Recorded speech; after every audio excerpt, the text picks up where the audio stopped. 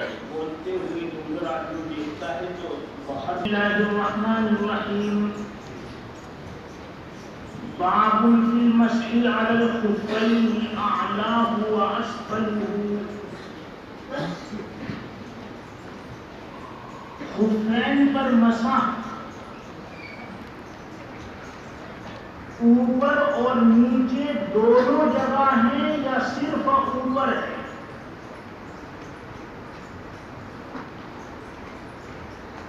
امام شافعی اور امام مالک فرماتے ہیں اوپر نیچے دونوں جگہ ہے، مگر اوپر مسح کرنا اصل ہے اور نیچے مسح کرنا مستحب ہے یا سنت ہے۔ امام شافعی اور امام مالک فرماتے ہیں دونوں جگہ مسح ہیں، اوپر بھی نیچے بھی، مگر اوپر مسح کرنا اصل ہے اور نیچے مسح کرنا سنت ہے یا مستحب ہے۔ لہذا اگر کوئی نیچے مسح کرے اور اوپر نہ کرے تو مسح نہیں ہوا، اور صرف اوپر مسح کرے اور نیچے مسح نہ کرے تو مسح ہو گیا، مگر اولا اور افضل یہ ہے کہ اوپر بھی مسح کرے اور نیچے بھی مسح کرے۔ یہ امام شافعی اور امام مالک کے نزدیک ہے، اور امام ابو حنیفہ اور امام احمد کے نزدیک مسح صرف اوپر ہے، نیچے مسح نہیں ہے۔ نیچے مسح نہیں ہے کا مطلب ہے سنت یا مستحب نہیں ہے، اگر کوئی کرے کرے، ناجائز نہیں ہے، جائز ہے، کوئی مسح کرے کرے مگر سنت یا مستحب نہیں ہے۔ جیسے مغرب کی نماز سے پہلے 2 رکعت سنت ہے یا نہیں؟ امام شافعی اور امام احمد فرماتے ہیں مغرب کی نماز سے پہلے 2 رکعت سنت ہے، اور امام ابو حنیفہ اور امام مالک کہتے ہیں کہ مغرب سے پہلے سنت نہیں ہے۔ سنت نہیں کا یہ مطلب نہیں ہے کہ اگر مغرب سے پہلے آپ 2 رکعت پڑھو گے تو مکروہ ہے، یہ مطلب نہیں ہے۔ مطلب یہ ہے سنت نہیں ہے، کوئی پڑھنا چاہے پڑھے، اس لیے کہ عصر کے بعد نفلوں کی جو ممانعت ہے وہ سورج غروب ہوتی ہی ممانعت ختم ہو گئی، بس کوئی پڑھنا چاہے پڑھے مگر سنت نہیں ہے۔ اور امام شافعی اور امام احمد کہتے ہیں باقاعدہ سنت ہے، لہذا اذان کے بعد 2 نفلیں پڑھنے کا موقع دیا جائے گا اور پھر مغرب کی نماز ہوگی۔ اسی طریقے سے یہاں امام ابو حنیفہ اور امام احمد کہتے ہیں کہ نیچے مسح کرنا سنت نہیں ہے۔ سنت نہیں ہے کا یہ مطلب نہیں ہے کہ نیچے مسح کرنا جائز نہیں ہے یا مکروہ ہے، یہ مطلب نہیں ہے۔ مطلب یہ ہے کہ سنت نہیں ہے، بس کوئی کرے تو کرے، نہ کرنا چاہے تو نہ کرے، اس کی مرضی۔ بہرحال اس باب کا مسئلہ صرف اتنا ہے کہ خفین پر مسح اوپر اور نیچے دونوں ہیں یا صرف اوپر ہے۔ میں نے بتایا امام شافعی اور امام مالک کے نزدیک دونوں جگہ پر مسح ہے، مگر اوپر مسح کرنا اصل ہے اور نیچے مسح کرنا سنت ہے یا مستحب ہے۔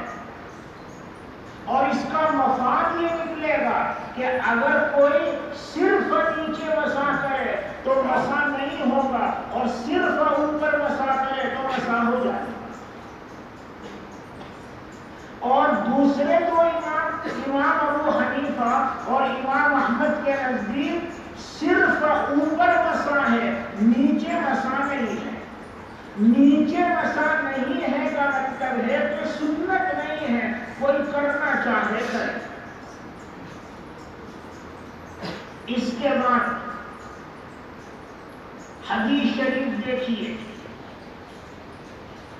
مغیرہ بن شعبہ فرماتے ہیں کہ رسول اللہ صلی اللہ علیہ وسلم نے خف کے اوپر بھی مسح کیا اور خف کے نیچے بھی مسح کیا،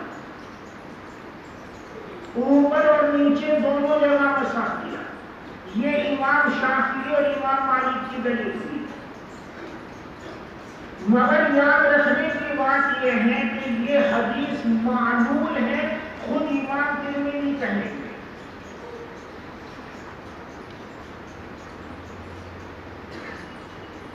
حضرت مغیرہ بن شعبہ رضی اللہ عنہ سے یہ حدیث 60 تلامذہ روایت کرتے ہیں، 60 تلامذہ، ان میں سے تنہا کاتب مغیرہ وراد یہ لفظ بڑھاتے ہیں اسفلہ، اعلی الخف و اسفلہ، یہ تنہا کاتب مغیرہ حضرت مغیرہ بن شعبہ کا سیکریٹری، کاتب المغیرہ کا ترجمہ ہوا حضرت مغیرہ بن شعبہ کا سیکریٹری، نام تھا وراد، وہ تنہا اس لفظ کو بڑھاتے ہیں۔ 59 تلامذہ بس اتنا ہی روایت کرتے ہیں، مسح رسول اللہ صلی اللہ علیہ وسلم علی الخفین، بس اتنا روایت کرتے ہیں۔ ورات تنہا روایت کرتے ہیں، مسح رسول اللہ علی الخفین اعلیہ و اسفلہ، یہ اعلیہ و اسفلہ تنہا کاتب مغیرہ کی روایت ہے۔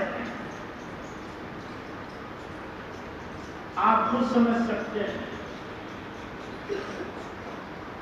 کہ ایک شخص سے ایک روایت 60 آدمی روایت کر رہے ہوں، 59 کی روایت میں وہ بات نہ ہو، تنہا ایک آدمی روایت کرے تو کچھ تو سوچنا پڑے گا۔ ایک بات تو یہ، دوسری بات یہ ہے کہ کاتب مغیرہ وراد سے روایت کرتے ہیں رجاء بن حیوہ،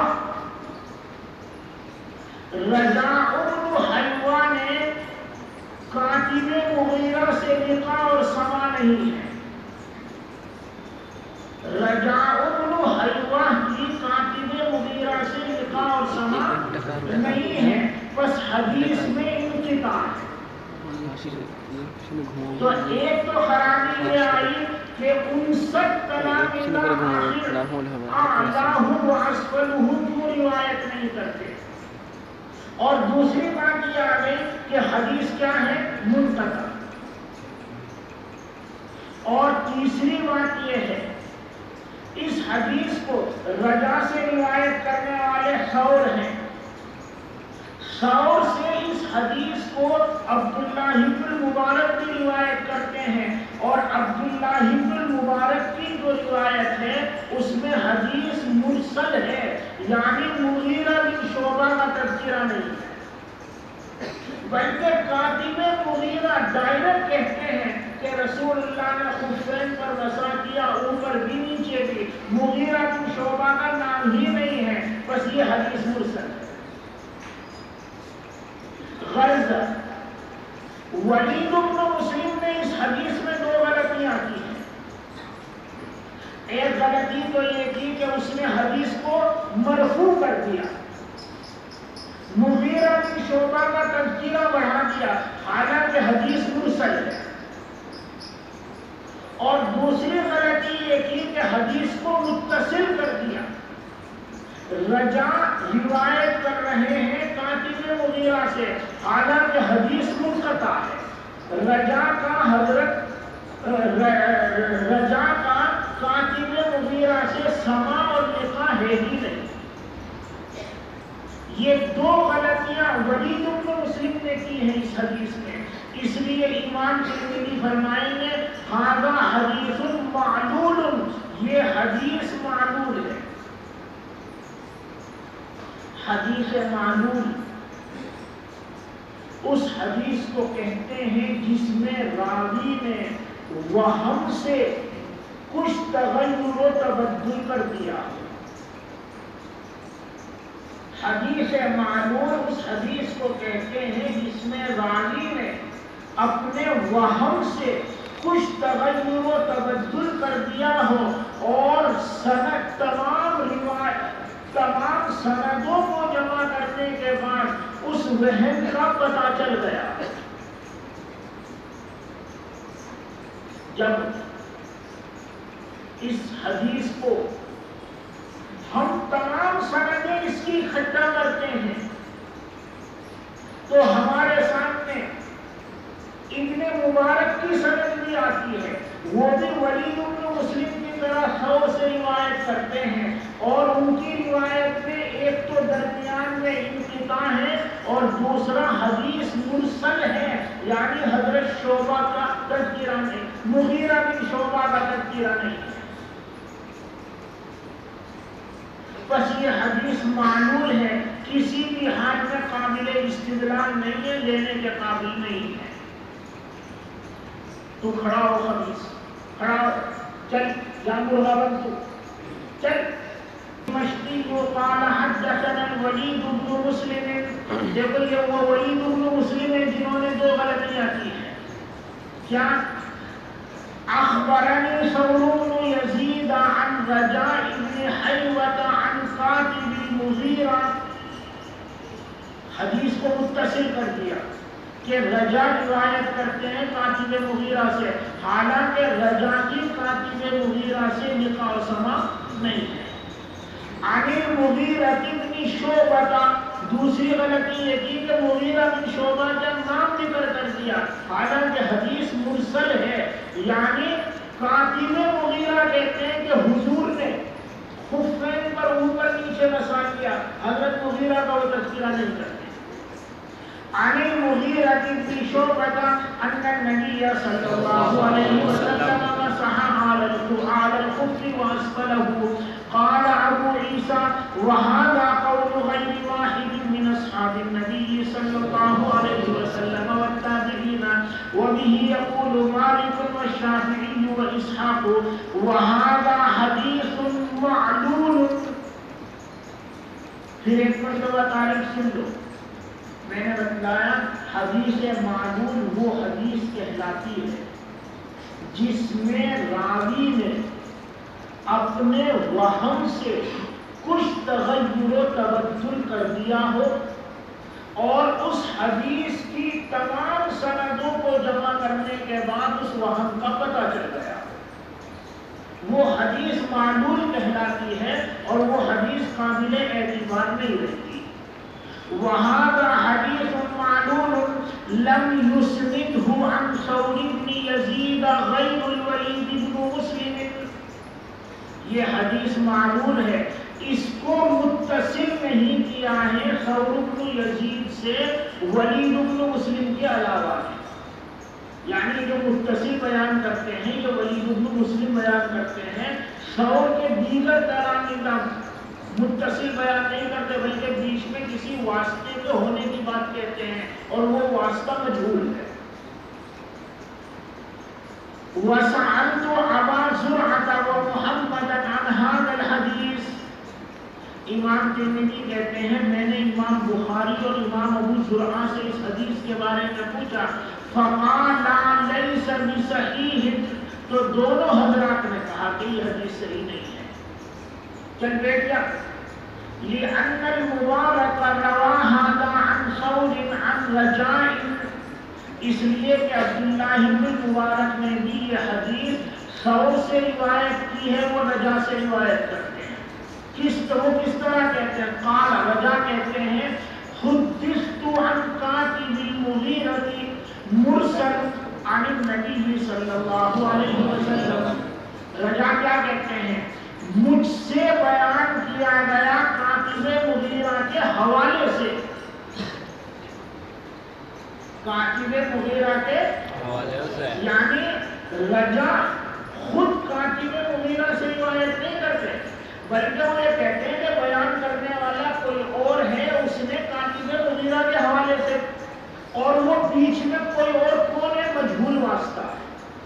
تو دو باتیں ثابت ہوئی، ایک تو یہ کہ کاتب مغیرہ اور رجا کے بیچ میں کوئی واسطہ ہے، اور دوسری بات یہ کہ وہ مجہول واسطہ ہے۔ اور دوسری کیا بات ہے؟ اس میں مرسل عن النبی، وہ جو ابن مبارک کی روایت ہے وہ مرسل روایت کرتے ہیں رسول اللہ صلی اللہ علیہ وسلم سے، یعنی حضرت مغیرہ کا تذکرہ نہیں ہے۔ وَلَمْ يَذْكُرْ فِيهِ الْمُغِيرَةَ بَابٌ فِي الْمَسْحِ عَلَى الْخُفَّيْنِ ظَاهِرِهِمَا، یہ بات امام ابو حنیفہ اور امام احمد کے لیے ہے۔ اوپر کا باب امام شافعی اور امام مالک کے لیے تھا، اور یہ بات امام ابو حنیفہ اور امام احمد کے لیے ہے۔ یہ دونوں حضرات فرماتے ہیں کہ خفین پر صرف اوپر مسح کیا جائے گا، نیچے مسح نہیں ہے۔ اچھی طرح یاد رکھو، نیچے مسح نہیں ہے، اس کا مطلب یہ نہیں ہے کہ نیچے مسح کرنا مکروہ ہے، جائز نہیں ہے، یہ مطلب نہیں ہے۔ مطلب یہ ہے کہ نیچے مسح سنت یا مستحب نہیں ہے، کوئی کرے کرے، باقی سنت یا مستحب نہیں ہے، اصل جو مسح ہے وہ اوپر ہے۔ وَبِهِ قَالَ حَدَّثَنَا عَلِيُّ بْنُ حُجْرٍ قَالَ حَدَّثَنَا عَبْدُ الرَّحْمَنِ بْنُ أَبِي الزِّنَادِ، عبد الرحمن بن ابی الزناد بڑے ثقہ راوی ہیں، مگر امام مالک رحمہ اللہ ان سے خوش نہیں ہے۔ امام مالک نے ان پر جرح کی ہے، لیکن امام مالک کی جرح کا محدثین نے اعتبار نہیں کیا ہے، اور ان کو اعلیٰ درجے کا ثقہ راوی مانا ہے، چنانچہ ان کی روایتیں مسلم شریف میں بھی ہیں۔ آپ حضرات جانتے ہو بخاری اور مسلم میں کسی ضعیف کی روایت کو نہیں دیا گیا۔ مسلم شریف میں کسی راوی کی روایت کا ہونا، بخاری میں کسی راوی کی روایت کا ہونا، اس راوی کے ثقہ ہونے کی دلیل ہے۔ عبد الرحمن بن ابی الزناد خود امام ترمذی رحمہ اللہ ابواب اللباس میں کہیں گے کہ عبد الرحمن ابی الزناد ثقۃ حافظ فی الحدیث، ابواب اللباس میں خود امام ترمذی کہیں گے کہ یہ راوی ثقہ بھی ہے اور محدثین میں حافظ کے درجے کا ہے، بڑے درجے کا ہو، مگر یہاں امام ترمذی کر گئے۔ امام مالک نے جو جرح کی ہے اس کی وجہ سے انہوں نے ایک حکم جو لگایا ہے ایک درجہ نیچے کر دیا اور کہا ھذا حدیث حسن، حالانکہ حدیث حسن صحیح ہے، مگر ایک درجہ نیچے کیوں کر دیا ہے؟ اس لیے کہ عبد الرحمن بن ابی الزناد پر امام مالک نے جرح کی ہے، اس کی رعایت کر کے درجہ نیچے کر دیا۔ اور امام مالک رحمہ اللہ نے جو جرح کی ہے وہ غلط فہمی کی بنیاد پر، یہ عبد الرحمن بن ابی الزناد اپنے ابا سے کتاب السبعہ نامی کتاب روایت کرتے ہیں۔ کتاب السبعہ، تو امام مالک نے کہا اَیْنَ كُنَّا هَذَا، ہم بھی تو ابو الزناد تمہارے ابا ابو الزناد کے شاگرد ہیں، اگر تمہارے ابا کے پاس یہ کتاب تھی تو ہم کیوں نہیں جانتے؟ عبد الرحمن اپنے ابا ابو الزناد سے کتاب السبعہ روایت کرتے ہیں، امام مالک کہتے ہیں اَیْنَ كُنَّا هَذَا، کہاں سے لائے تم یہ؟ آخر ہم بھی تو تمہارے ابا ابو الزناد کے شاگرد ہیں، اگر واقعی ان کے پاس یہ کتاب تھی تو ہمیں بھی پتا ہوگی، ہمیں معلوم نہیں تم کہاں سے لے آئے؟ بس اس بنیاد پر وہ کہتے ہیں کہ یہ دعوی کی طرف ہے، حالانکہ یہ بات صحیح نہیں ہے۔ تمام محدثین میں ایسا ہو سکتا ہے، بعض لوگ اپنی خاص تحریریں اپنی اولاد کو دیتے ہیں، سب کو نہیں دیتے، ایسا ہوتا ہے، اس میں کوئی حیرت کی بات نہیں ہے۔ تو ابو الزناد رحمہ اللہ کے پاس کوئی خاص کتاب السماع تحریر ہے، انہوں نے خاص اپنے بیٹے کو دی ہے، آپ تلامذہ کے سامنے بیان نہیں کیے، ممکن ہے، اس میں کیا حیرت کی بات ہے؟ اس لیے امام مالک رحمہ اللہ نے ان پر جو جرح کی ہے، عام طور پر محدثین نے اس جرح کا اعتبار نہیں کیا ہے اور اس راوی کو ثقہ قرار دیا ہے۔ اور میں نے بتلایا امام ترمذی نے خود ابواب اللباس میں کہا ثقۃ حافظ بالحدیث، اور امام مسلم رحمہ اللہ ان کی روایتیں مسلم شریف میں لائے ہیں۔ وبه قال حدثنا علي بن حجر قال حدثنا عبد الرحمن بن ابي الزناد عن ابيه عن عروة بن الزبير، یہ مغیرہ بن شعبہ سے روایت کرنے والے ہیں عروہ۔ میں نے ابھی بتلایا اس حدیث کو مغیرہ سے 60 تلامذہ نے روایت کیا، ان میں سے تنہا عروہ بن الزبیر علی ظاہرہما روایت کرتے ہیں، باقی 58 جو تلامذہ ہیں، ایک تو اوپر نکل گئے، باقی جو 58 تلامذہ ہیں وہ علی ظاہرہما روایت نہیں کرتے، مگر عروہ بن الزبیر ثقہ راوی ہیں، مدینہ کے فقہائے سبعہ میں سے ہیں، بخاری میں بھی ان کی بے شمار روایتیں ہیں، حضرت عائشہ کے بھانجے ہیں، ائمہ حدیث میں سے ہیں، اور آپ حضرات نے مسلم کے بالکل شروع میں پڑھ لیا ہے ثقہ کی زیادتی معتبر ہے، بس انہوں نے علی ظاہرہما جو بڑھایا ہے وہ معتبر ہے۔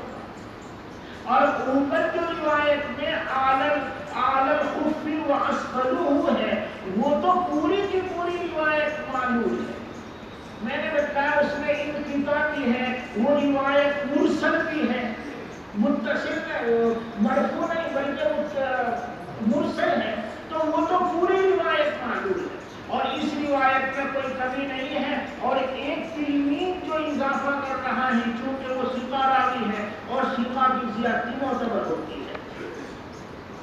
عن عروة بن الزبير عن المغيرة بن شعبة قال رأيت النبي صلى الله عليه وسلم يمسح على الخفين على ظاهرهما، حضرت مغیرہ کہتے ہیں میں نے رسول اللہ کو خفین پر اس کے اوپر مسح کرتے ہوئے دیکھا ہے، اس کے اوپر مسح کرتے ہوئے۔ امام ابو حنیفہ اور امام احمد اسی کے قائل ہیں کہ خفین پر اوپر مسح کیا جائے گا، نیچے مسح نہیں ہے، نہ سنت ہے نہ مستحب ہے، کوئی کرے کرے، باقی مسح صرف اوپر۔ اور امام ابو حنیفہ کی اصل دلیل یہ ہے، اصل دلیل ابو داؤد کی روایت ہے جو ہمارے یہاں حاشیے میں بھی لکھی ہے۔ حضرت علی رضی اللہ تعالی عنہ فرماتے ہیں لو کان الدین بالرأی لکان اسفل الخف اولا بالمسح من اعلاہ وقد رأیت رسول اللہ صلی اللہ علیہ وسلم یمسح علی ظاہر خفیہ۔ ابو داؤد کے حوالے سے حدیث ہے، حضرت علی فرماتے ہیں کہ اگر دین میں احکام شرعیہ میں رائے کی گنجائش ہوتی تو خفین پر نیچے مسح کرنا اوپر مسح کرنے کے مقابلے میں اولا ہوتا، مگر میں نے رسول اللہ صلی اللہ علیہ وسلم کو اوپر مسح کرتے ہوئے دیکھا ہے، بس اب ہمیں اوپر ہی مسح کرنا ہے، ہم اپنی رائے سے نیچے مسح نہیں کر سکتے۔ یہ ابو داؤد کے حوالے، یہ ہے ہماری اصل دلیل۔ دیکھو آدمی اگر عقل چلائے گا تو کیا کہے گا کہ چلتے وقت، گھومتے وقت، اٹھتے بیٹھتے وقت پاؤں کا نیچے کا حصہ گندا ہوتا ہے، لہذا مساجد نیچے کرنا چاہیے۔ اوپر کا حصہ تو صاف ستھرا رہتا ہے، وہاں مساجد کی ضرورت نہیں ہے۔ اگر آدمی عقل جلائے گا تو اسی نتیجے پر پہنچے گا کہ مگر دین میں احکام شرعیہ میں عقل کے لیے کوئی جگہ نہیں ہے۔ دین میں احکام شرعیہ میں یعنی منصوص مسائل میں عقل کے لیے کوئی جگہ نہیں ہے۔ حضور اکرم صلی اللہ علیہ وسلم سے جیسا مرضی ہے تمہاری عقل کے چوکھٹے میں وہ فٹ ہو یا نہ ہو، اسی کو لینا ہے تو حضور سے مرضی۔ اور حضور نے اوپر مسا کیا ہے، لہذا ہمیں بھی اوپر ہی مسا کرنا ہوگا، نیچے مسا کرنے کی اجازت نہیں۔ یہ حضرت علی رضی اللہ تعالیٰ عنہ فرما رہے ہیں اور ہماری اصل دلیل یہی ہے۔ قال ابو عیسیٰ حدیث المغیرہ حدیث حسن، میں نے بتلایا یہ ڈر کر حسن کہاں ہے ورنہ حسن صحیح ہے۔ وهو حديث عبد الرحمن أبي الزناد عن أبيه عروة عن المغيرة ولا نعلم أحدا يذكر عن عروة عن المغيرة على ظاهرهما غيره، اور ہم کسی کو نہیں جانتے جس نے عروہ سے ذکر کیا ہو وہ مغیرہ سے روایت کرتے ہو علی ظاہرهما، سوائے مغیرہ کے، عروہ کے، یعنی علی ظاہرہما تنہا عروہ ہی روایت کرتے ہیں، ان کے علاوہ کوئی اور تلمید روایت نہیں کرتا۔ وهو قول غیر واحد من اہل العلم وبه يقول سفیان الثوری واحمد قال محمد، امام بخاری کہتے ہیں وقال مالک یشیر بعبد الرحمن بن ابی الزناد، امام مالک اشارہ کیا کرتے تھے عبد الرحمن بن ابی الزناد کی طرف، اشارہ کیا کرتے تھے یعنی جرح کیا کرتے تھے۔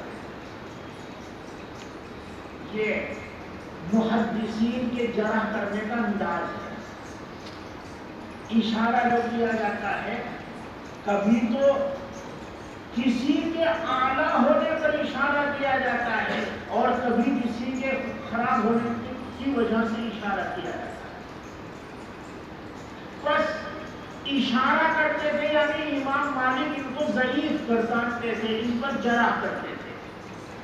قال محمد وكان مالك يشير بعبد الرحمن بن ابي الزناد باب في المسح على الجوربين والنعلين،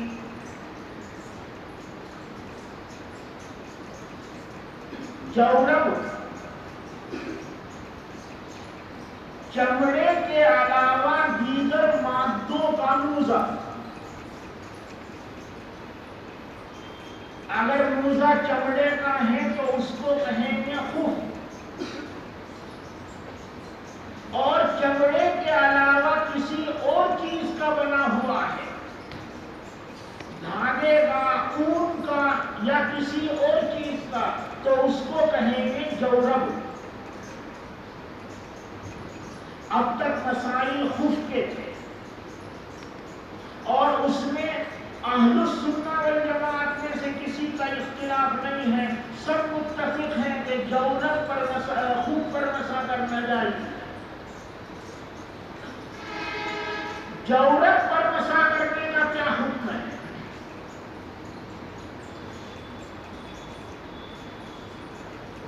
میں نے بتلایا کہ جورب کہتے ہیں چمڑے کے علاوہ کسی بھی مادے سے، مٹیریل سے اگر موزہ تیار کیا گیا ہے تو وہ جورب ہے۔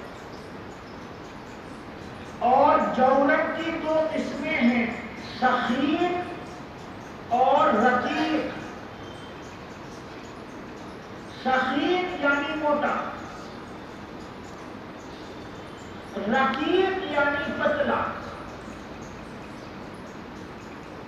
سخین جورب وہ ہے جس میں 3 شرطیں پائی جائیں۔ نمبر 1، وہ اتنا موٹا ہو کہ اوپر اگر تھوڑا بہت پانی ڈالا جائے تو چھن کر اندر نہ جائے. دیکھو چمڑے کے موزے پر اگر اوپر پانی ڈالو گے تو وہ بہہ جائے گا یا چھن کر اندر جائے گا؟ بہہ جائے گا. سارا بہہ جائے گا. پہلی شرط یہ ہے سخین کے لیے کہ وہ اتنا موٹا ہو کہ اس پر پانی ڈالا جائے تو وہ بہہ جائے، چھن کر اندر نہ جائے.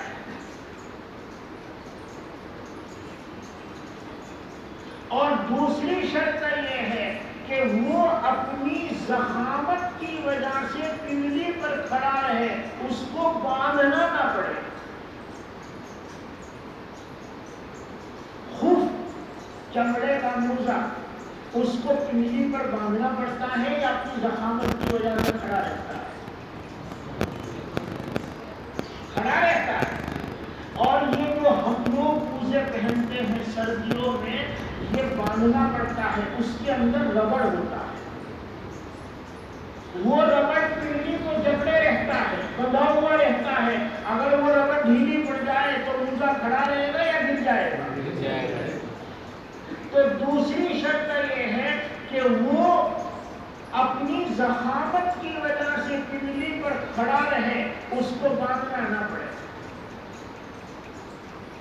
اور تیسری شرط یہ ہے کہ اس کو پہن کر 1 فرسخ یعنی 3 میل یعنی 5 کلومیٹر چلنا ممکن ہو کہ وہ نہ پھٹے. 1 فرسخ کے بنیں گے 3 میل، 3 میل کے بنیں گے 5 کلومیٹر. یہ تقریباً اندازہ ہے. بتلاؤ یہ خف چمڑے کا موزہ آپ اس کو پہن کر 1 فرسخ چل سکتے ہو یا نہیں؟ پھٹے گا؟ نہیں پھٹے گا. یہ جو 3 شرطیں ہیں یہ فقہاء نے اپنی طرف سے نہیں گھسائی ہے، بلکہ خود پر قیاس کیا ہے کہ خود پر مسا جائز ہے. لہذا چمڑے کے علاوہ جو میٹیریل کا موزہ ہے اس پر مسا اسی وقت جائز ہوگا جب وہ خود جیسا ہو. اگر خود جیسا نہ ہو تو مسا جائز نہیں ہوگا. آپ بات سمجھ رہے ہو کیا؟ بعض بیوقوف ہیں غیر مقلدین، وہ یہ کہتے ہیں فقہاء کو کیا حق ہے اپنی طرف سے قیودات بڑھانے کی. انہوں نے کہا حدیث میں جورت پر مسا کا تذکرہ ہے، لہذا ہر جورت پر مسا جائے. بس وہ جو ہم سردیوں میں پتلے پتلے موزے پہنتے ہیں وہ اس پر بھی مسا ہے. یہ جو ہمارے عام موزے ہیں بہت پتلے پتلے سے، وہ اسی پر بھی مسا کرتے ہیں کہ حدیث میں آیا ہے جورت جتنے کالے سب پاک کے سارے، کہ حدیث میں جو آیا ہے لہذا اسی پر مسا کرتے ہیں. اور یہ فقہاء نے اپنی طرف سے بڑھائی ہے. ارے اللہ کے بندو اپنی طرف سے نہیں بڑھائی ہے، خود پر مسا کا حکم ہے. لہذا جورت وہی مسا کے لیے کافی ہوگا جو خود جیسا ہو. اور خود میں یہ 3 شرطیں ہیں، لہذا جورت میں بھی شرطیں چاہیے. خود اس پر پانی ڈالو گے تو چھن کر اندر نہیں جائے. وہ اپنی ضخامت سے پنڈلی پر کھڑا رہتا ہے.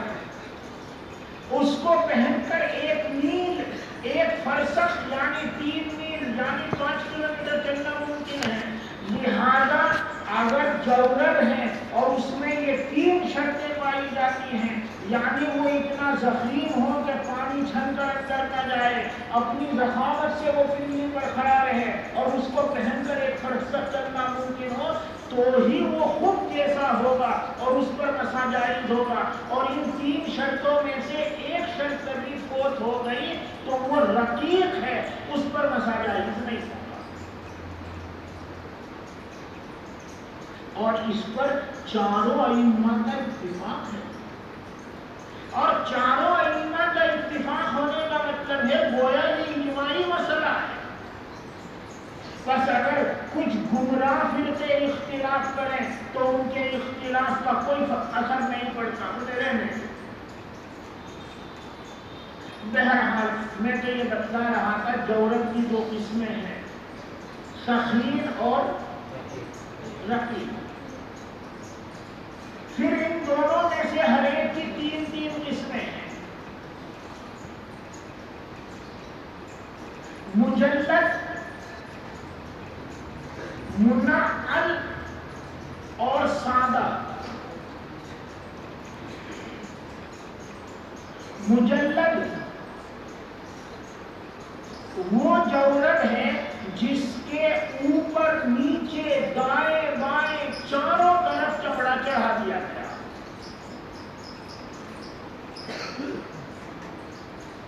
اب جب تم نے ساری طرف چمڑا چڑھا دیا تو وہ جورب رہا یا خود بن گیا؟ وہ تو خود بن گیا۔ اور منعل وہ جورب ہے جس کے نیچے تلی میں چمڑا چڑھایا گیا ہو یا تلی کے ساتھ سائڈوں میں بھی چمڑا چڑھایا گیا ہو، اوپر چمڑا نہیں چڑھایا، صرف نیچے تلی میں یا تلی کے ساتھ سائڈ میں بھی چمڑا چڑھا دیا گیا، تو یہ کیا ہے؟ منعل۔ اور بالکل چمڑا نہیں چڑھایا گیا تو اس کو کیا کہیں گے؟ سادہ۔ بس کل قسمیں کتنی بنی؟ 6۔ سخین مجلد، سخین منعل، سخین سادہ، رقیق مجلد، رقیق منعل اور رقیق سادہ۔ احکام سنیے۔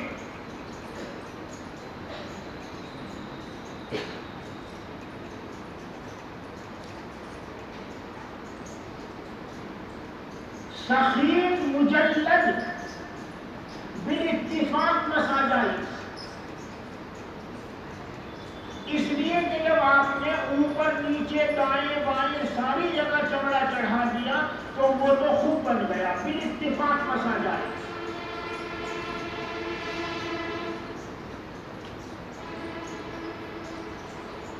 سخین منعل یعنی وہ موٹا موزہ جس کے نیچے تلی میں یا تلی کے ساتھ سائڈوں میں بھی چمڑا گیا چڑھایا گیا ہے، اس پر بھی بالاتفاق مساجائز۔ اور سخین سادہ موٹا موزہ جس پر بالکل چمڑا نہیں چڑھایا گیا، اس پر بالاتفاق مساجائز۔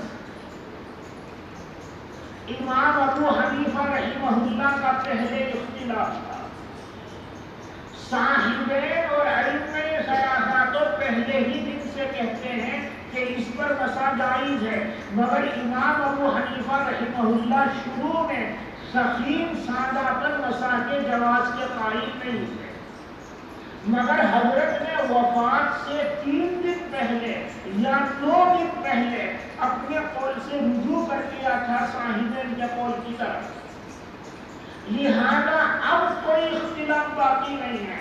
شروع میں اختلاف تھا مگر اب کوئی اختلاف باقی نہیں ہے، اب تمام علماء کے نزدیک سخین سادہ پر مسا کرنا جائز ہے۔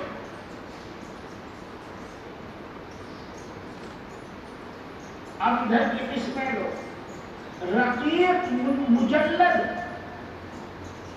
بالاتفاق مسا جائز۔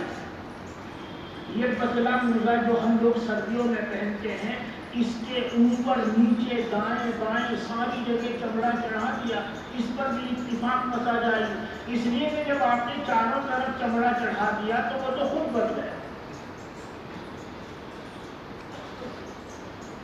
رقیق منعل سادہ موزہ جس کے نیچے یا نیچے کے ساتھ سائڈوں میں چمڑا چڑھایا گیا ہو، اس پر مسا جائز ہے یا نہیں؟ رقیق منعل مسا جائز ہے یا نہیں؟ دارالفتہ فتویٰ دیتا ہے تو اس پر مسا جائز نہیں ہے۔ دارالعلوم کا دارالفتہ آج بھی یہی فتویٰ دیتا ہے، اگرچہ بعض حضرات کی رائے یہ ہے کہ رقیق منعل پر مسا جائز ہے۔ حضرت مولانا حسین احمد مدنی رحمۃ اللہ علیہ کسی رائے کے قائل تھے، وہ فرماتے تھے رقیق منعل پر مسا جائز ہے۔ حضرت مولانا مفتی کفایت اللہ صاحب رحمہ اللہ نے تعلیم الاسلام کے دوسرے حصے میں جائز لکھا ہے۔ بہشتی زیور میں بھی جائز لکھا گیا ہے، رقیق منعل پر مسا جائز ہے، بہشتی زیور میں بھی ہے، تعلیم الاسلام میں بھی ہے، حضرت مدنی بھی اسی کا قائل تھے، مگر عام طور پر علماء کرام اور دارالفتہ یہ فتویٰ دیتے ہیں کہ اس پر مسا جائز نہیں۔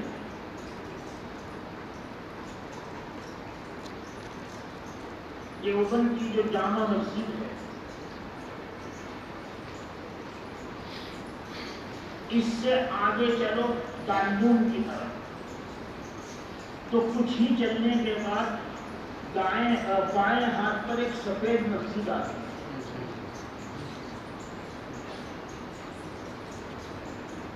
یہاں پر اکابرین دارالعلوم کے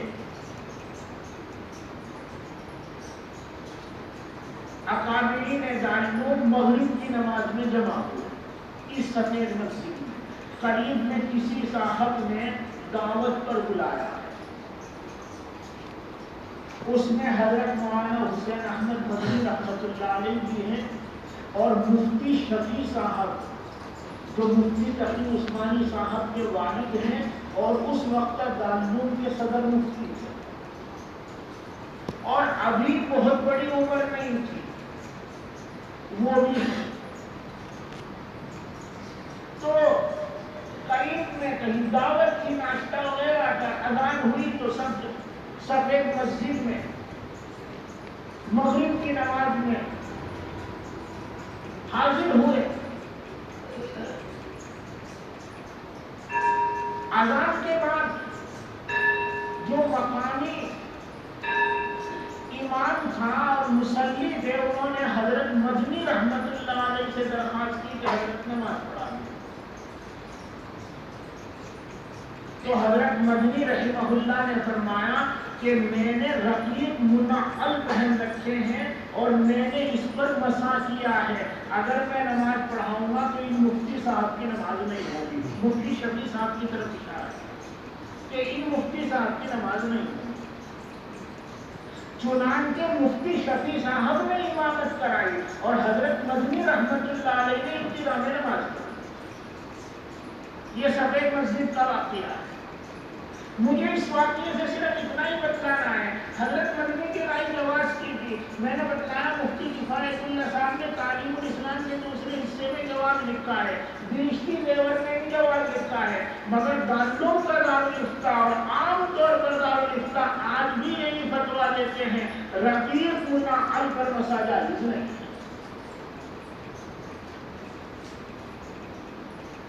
اور تیسرا ہوا رقیق سادہ، اس میں کسی کا اختلاف نہیں ہے، تمام اہل حق متفق ہیں کہ رقیق سادہ پر مسا جائز نہیں ہے، صرف غیر مقلدین کا اختلاف ہے، وہ کہتے ہیں کہ رقیق سادہ پر بھی مسا کر سکتے ہیں۔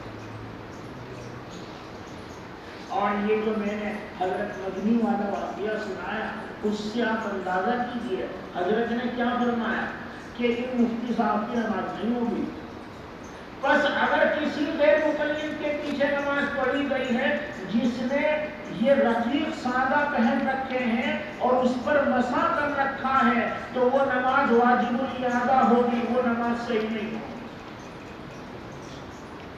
غیر مقلد نے اس پر مسا کر رکھا ہے، نماز پڑھائی ہے تو اس کا وضو ہی نہیں ہے، لہذا وہ نماز واجب الاعادہ ہوگی، نماز صحیح نہیں ہوگی۔ بہرحال خلاصہ کلام یہ ہوا کہ جورب پر اگر جورب سخین ہے تو چاہے مجلد ہو چاہے منعل ہو چاہے سادہ ہو، ہر صورت میں مسا جائز. اور رقیق ہے تو مجلد ہے تو مسا جائز، اور سادہ ہے تو مسا جائز نہیں، اور منعل ہے تو اختلاف ہے، اور مفتہ بھی قول کے اعتبار سے مسا جائز نہیں.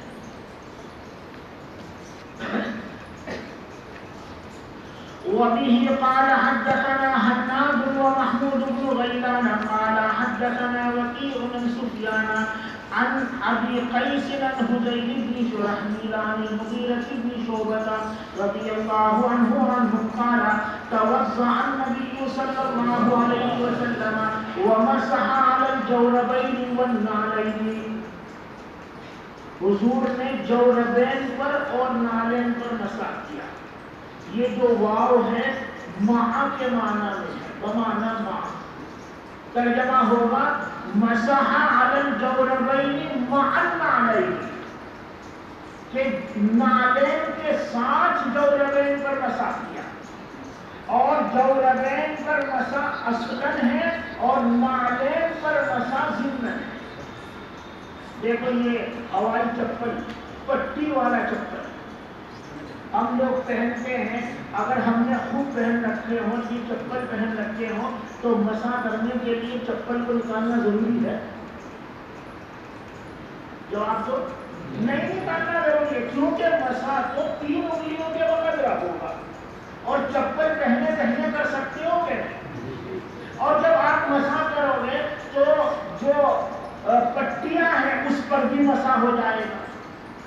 اگر آپ چپل پہنے پہنے مسح کریں تو خفین پر بھی مسح ہوگا اور چپل کی پٹیوں پر بھی مسح ہوگا. مگر یہاں چپل کی پٹیوں پر مسح اصلاً ہے یا ضمن ہے؟ ضمن ہے. اصل تو ہے خف پر مسح.